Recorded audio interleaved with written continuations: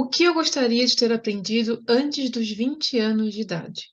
Hoje, no dia 28 de julho de 2023, eu estou fazendo 31 anos e eu pensei em algumas coisas ao longo desse período que eu gostaria de ter aprendido antes mesmo dos 30 ou dos 20 anos de idade. Eu separei 6 tópicos para falar um pouquinho aqui com você, para trazer um pouco essa reflexão do que eu gostaria de fato que tivesse acontecido comigo. Pode ser que seja útil para você, se você está nessa faixa etária, ou se você não estiver também. Nunca é tarde para você aprender, nunca é tarde para você mudar diante daquilo que fizer sentido para você. A primeira coisa que eu gostaria de ter aprendido antes seria aprender a tolerar mais o desconforto. Durante quase toda a minha vida, eu não conseguia aprender a tolerar aquilo que era desconfortável para mim. Então, qualquer mínimo desconforto que existia, eu já queria fugir, eu já queria me esquivar. E com isso, eu fui me habituando a ter um comportamento de esquiva, um comportamento de fuga. E por que é tão importante em nossa vida hoje aprender a tolerar o desconforto? Porque quando você faz isso, você desenvolve a habilidade de enfrentamento das situações difíceis, das situações adversas, principalmente aquelas que você não tem controle, principalmente aquelas que não foram planejadas por você. Era, na verdade, como se eu não pudesse sofrer, eu não podia passar pela dor, eu não podia passar pelo sofrimento. Afinal, quem é que quer, né, passar pelo sofrimento? Quem é que quer passar pela dor e pelo desconforto? Ninguém. Só que fugir de tudo isso também não vai nos ajudar, porque a gente não consegue viver uma vida de fugitivo para o resto da vida. E, consequentemente, a minha visão, apenas a minha visão aqui, quando a gente faz isso, nós também não desenvolvemos a nossa maturidade emocional de lidar com aquilo que se apresenta em nossa vida. E eu também penso que quando a gente foge de todo e qualquer tipo de desconforto, de todo e qualquer tipo de sofrimento, nós nos tornamos cada vez mais pessoas fracas, justamente por não desenvolver essa habilidade, por não desenvolver a resiliência, a habilidade de enfrentamento, a habilidade de resolução de problema e a habilidade de tolerância. Eu não digo aqui que nós precisamos nadar no desconforto, abraçar o sofrimento e levar ele para casa e domesticá-lo. Não é isso. Mas eu ouvi uma frase uma vez que fez muito sentido para mim e eu espero que também faça sentido para você. Que não é a questão de evitar o sofrimento ou abraçá-lo, não é 8 ou 80, mas aprender a sofrer. Eu acredito que muitos de nós não aprendemos como sofrer. Aprender a sofrer, na minha visão, eu faço um paralelo como se fosse: eu estou no mar, eu não consigo nadar no momento, ou eu nem sei nadar. Nesse caso, eu precisaria aprender. Mas se eu sei e eu não consigo, aprender a sofrer seria como usar boias, seria como eu tentar passar por aquela situação, por aquilo que se apresenta na minha vida, de forma que não traga mais sofrimento, de forma que não traga mais desconforto do que de repente a situação já apresenta. Tolerar o desconforto não é uma tarefa fácil. Foi algo que eu fui precisar aprender a desenvolver com o tempo, às vezes na marra mesmo, a usar a boia mesmo que eu não quisesse usar, e ainda pode ser uma tarefa difícil, uma tarefa desafiadora, mas é algo que nós precisamos fazer apenas se quiser tolerar mais e desenvolver essa habilidade de enfrentamento, crescer e desenvolver maturidade. Consequentemente, parar de viver uma vida de fugitivo, fugindo de tudo aquilo que possa te causar algum tipo de dor, algum tipo de sofrimento. Não digo para que a gente vá em busca disso também, mas a partir do momento em que a vida nos trouxer isso e que isso não esteja, mais uma vez, no nosso controle, que nós consigamos enfrentar. A segunda coisa que eu gostaria de ter aprendido é que ninguém deve nada a mim. Ou seja, ninguém deve nada para você também. O que isso significa? Significa que por muito tempo eu acreditava que as pessoas deveriam dever algo a mim, deveriam retornar, deveriam retribuir, né, aquilo que um dia eu fiz por elas, ou eu nem fiz por elas, mas elas precisariam retribuir.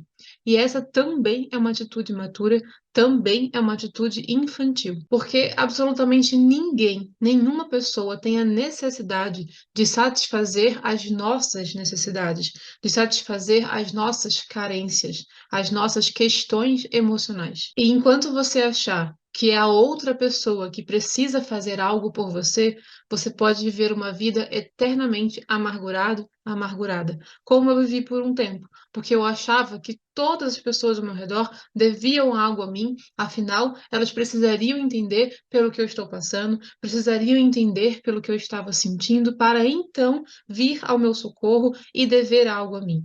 Quando na verdade eu devo algo a mim, você deve algo a você. Ninguém deve nada a ninguém. E o perigo de tudo isso é você viver uma vida eternamente projetada no outro, projetada no externo. E até mesmo terceirizando aquilo que seria nossa responsabilidade, terceirizando o nosso bem-estar. Se eu não estou bem, se algo aconteceu, se eu tomei uma decisão, é porque o outro.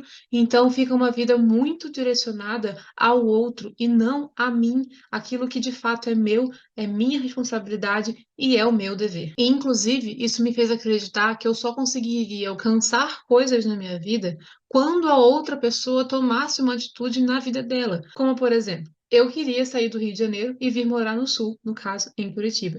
Mas eu achava que só conseguiria fazer isso a partir do momento em que meus pais fizessem esse movimento, em que meus pais também decidissem isso. Aí eu vou com eles, porque eu também não me achava capaz de conseguir fazer esse movimento sozinha. Quando, na verdade, naquele momento veio até um estalo em mim, em 2016, e eu pensei, pera, mas é uma coisa que eu quero. Se eu esperar meus pais, quanto tempo mais eu vou esperar? Aliás, eu estaria esperando até hoje, porque até hoje eles estão no Rio. É algo que eu preciso movimentar por mim e não ficar pegando carona na vida do outro, na decisão do outro, diante de algo que eu quero fazer e que eu considero que é importante para mim, que faz sentido e que eu quero me arriscar. E que bom que hoje eu olho para trás e fiz esse movimento em 2017 e desde então estou aqui em Curitiba, hoje casada, com meus pacientes, com o meu trabalho, com os meus amigos. Senão, realmente não sei como seria, como se eu estivesse ainda no Rio de Janeiro. Mas a questão aqui é você não pegar carona na vida e na decisão do outro diante de algo que você quer. Terceira coisa que eu gostaria de ter aprendido antes dos 20 anos é saber que plantar não é garantia de colher. Saber que por mais que eu me esforce muito em algo, isso não significa necessariamente que eu vou alcançar o que eu desejo, o que eu tenho como objetivo, apenas porque eu plantei, apenas porque eu me esforcei muito.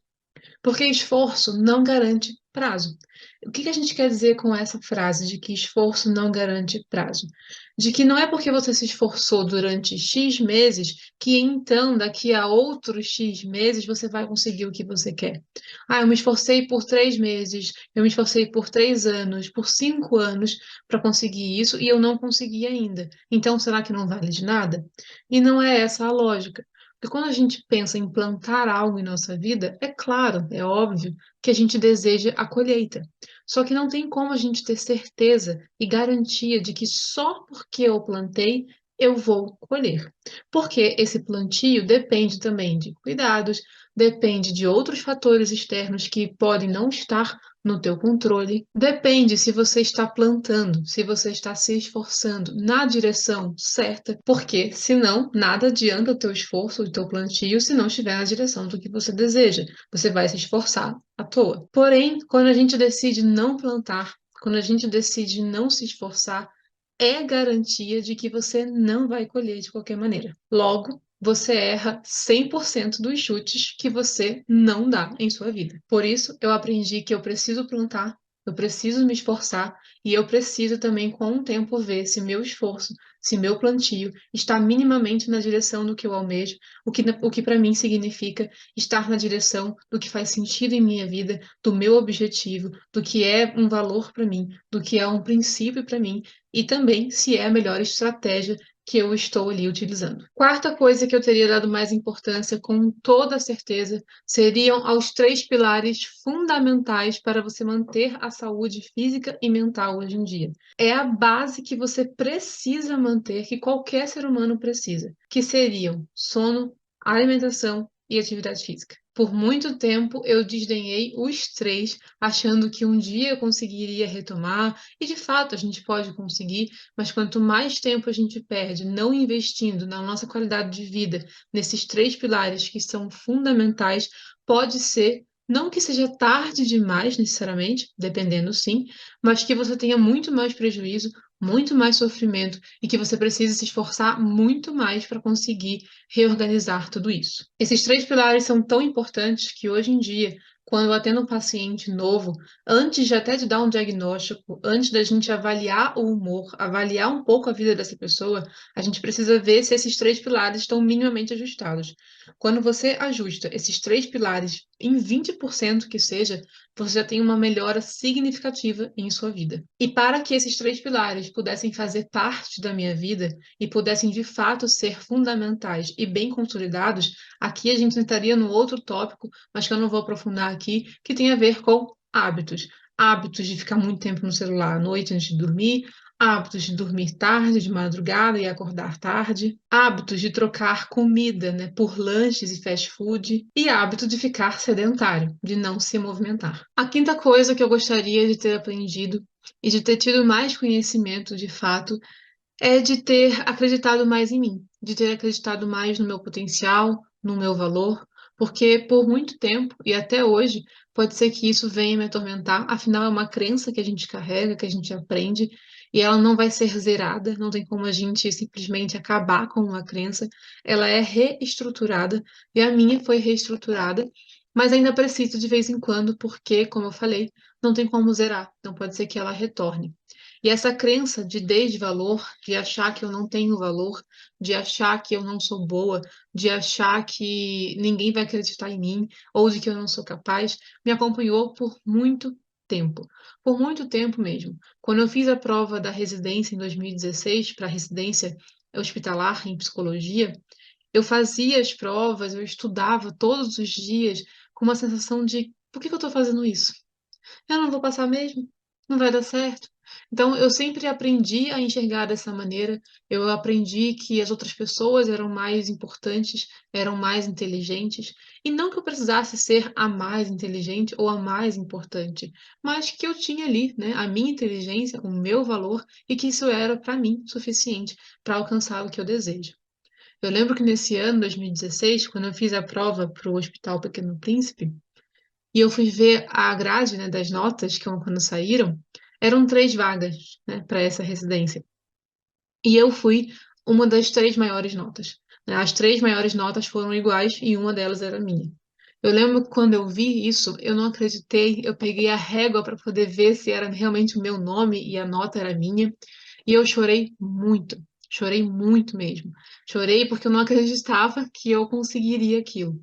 Eu não passei, né, no processo seletivo todo, porque plantar não é garantia de colher, mas eu não sabia que tinha provas de títulos. Infelizmente, a faculdade de psicologia não, até hoje, né, naquela época e até hoje, ela não nos forma muito nesse sentido de dizer o que que a gente pode fazer, quais são as possibilidades que a gente tem, não nos deixa minimamente prontos ou preparados para o mercado de trabalho.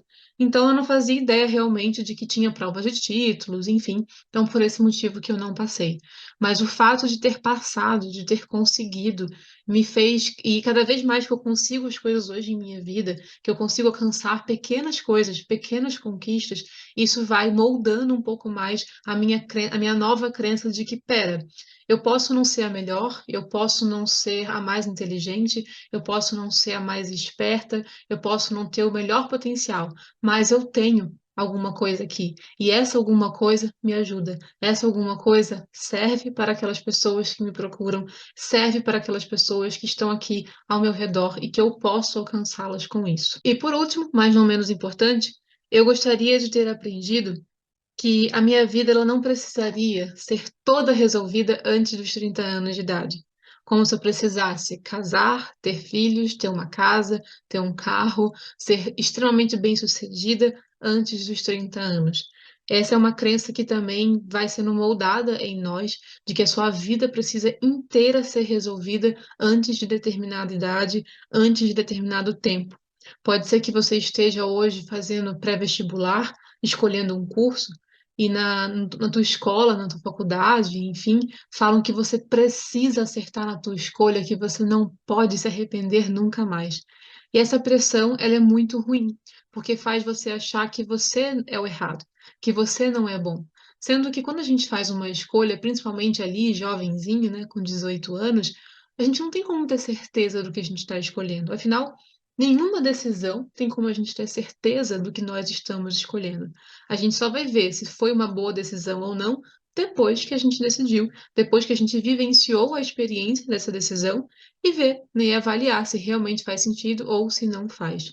Então é algo que eu aprendi que até hoje, na verdade, não existe isso de, tem que ser antes dos 40, tem que ser antes dos 50, a não ser que tenham situações em sua vida ou em minha vida que dependam da idade, por exemplo, como ter filhos, né? Dizem que tem mais dificuldade entre os 30 e 40 anos, a partir dos 30, 40, essa questão da dificuldade, que já é dita por muito tempo, assim como determinados cursos, concursos públicos, trabalhos, que você só consegue entrar até determinada idade. Então, quando existe essa questão de limitação nesse sentido, aí sim, aí talvez faça mais sentido a gente pensar, mas ainda assim não é o fim do mundo. A vida, ela não é linear. Não acontece de forma totalmente igualzinha, uma coisa após a outra, como se fosse uma sequência. Por vezes, pode ser que isso aconteça, mas não porque você simplesmente quis isso ou controlou isso de maneira que você pudesse, de fato, controlar tudo em sua vida, porque, de fato, não tem como. Eu não falo tudo isso que eu falei aqui agora com arrependimento. Eu falo com gratidão por tudo que eu vivi, por tudo que eu aprendi. Não considero, por exemplo, que eu desperdicei a minha vida, muito pelo contrário, aprendi bastante. Só penso que tem coisas que realmente eu gostaria de ter aprendido antes, mas que por algum motivo não foi possível, não tive acesso àquelas informações, não tive acesso àqueles aprendizados, não tive acesso a essa possibilidade de maturidade antes. Mas hoje, a partir do momento em que a gente tem isso, não é para a gente reclamar, porque nós também temos essa tendência. Isso daqui, poxa, se eu tivesse aprendido isso lá em 1900 e bolinhas, hoje eu estaria diferente. Pois é, mas isso não foi possível por algum motivo, né? Por algum motivo isso não aconteceu. Então não olhe tanto para trás, que é o que eu também busco fazer, no sentido de ver o que está em tuas mãos hoje, o que é possível fazer hoje com o que você tem. Por isso, eu termino esse vídeo esperando que faça sentido para vocês de alguma forma. É claro que o que eu trouxe aqui faz sentido para mim, para minha vivência, é a minha forma de enxergar. Se não é a mesma que a sua, tudo bem, não tem problema. Mas, se for possível, dentro daquilo que fizer sentido para você, absorva aquilo que for útil e tente aplicar em sua vida. Eu espero que de fato tenha ajudado de alguma forma e que você consiga entender que a vida ela não é e não precisa ser linear.